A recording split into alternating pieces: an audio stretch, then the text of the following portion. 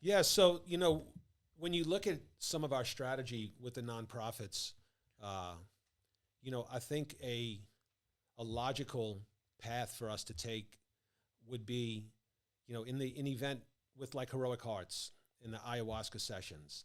Let's we're going to send someone on an ayahuasca session, but when they come back, we're also now going to plug them into a men's group because you hear a lot of these stories from men and women coming back from war that they get back into the civility and the stillness and quietness and the pace of life.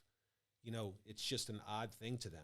They're used to doing hard things. They're used to having a lot of sacrifice, a lot of discipline, being a part of a team, having camaraderie, having missions and things to accomplish. And when they get back in the U.S., they're missing that camaraderie. I know I had the same thing when I played football, dude. It's almost like, there's a void when you finish playing because you're now not a part of this thing that was so much of your identity.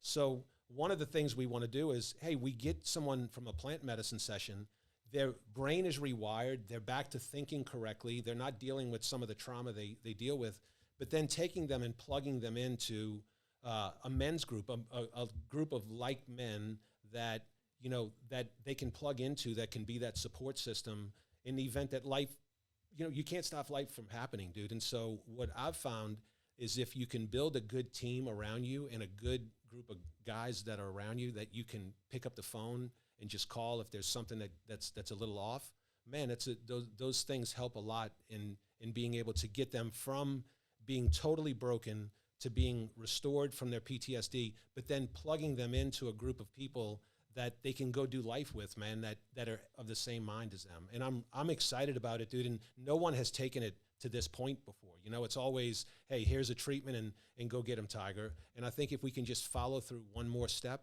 I think the success rate is going to be through the roof, and we'll look back on it and say, man, this was a really great thing that we did.